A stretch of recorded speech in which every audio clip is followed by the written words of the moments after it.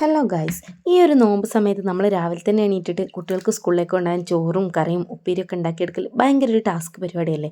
എന്നാൽ സിമ്പിളായിട്ട് ഈ ഒരു ഐറ്റം ഒന്ന് ട്രൈ ആക്കി നോക്കിയാലോ. കഴിക്കാനും ടേസ്റ്റാണ്, സംഭവം അടിപൊളിയാണ് കേട്ടോ. വേറെ ഒന്നുമല്ല, നമ്മുടെ പൊട്ടറ്റോ ജസ്റ്റ് ഒന്ന് മുളക് പൊടി ഉപ്പ് മഞ്ഞൾപ്പൊടി ഇട്ടിട്ട് ഒന്ന് മാരിനേറ്റ് ചെയ്തെടുക്കുക. എന്നിട്ട് ഇതുപോലെ ഓയിലിട്ടിട്ട് നല്ല പോലെ ഒന്ന് ഫ്രൈ ആക്കി എടുക്കുക കേട്ടോ. ഒന്ന് അടച്ച് വെച്ചിട്ട് ഫ്രൈ ആക്കണേ, എന്നാലേ ഉൾഭാഗമൊക്കെ ഒന്ന് കുക്കായി കിട്ടുള്ളൂ.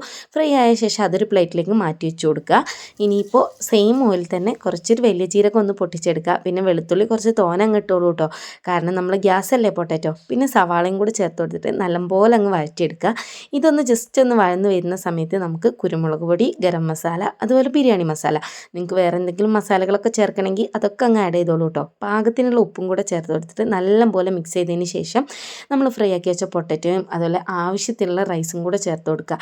നല്ലപോലെ മിക്സ് ചെയ്യുക. കയ്യിൽ മല്ലിയില ഉണ്ടെങ്കിൽ അതും കൂടെ ഒന്ന് ചേർത്ത് കൊടുത്താൽ ഒന്നുകൂടെ കളറാവും കേട്ടോ. അപ്പോൾ അടിപൊളി ലഞ്ച് ഇവിടെ റെഡിയായി. എല്ലാവരും ഒന്ന് ട്രൈ ചെയ്ത് നോക്കണേ.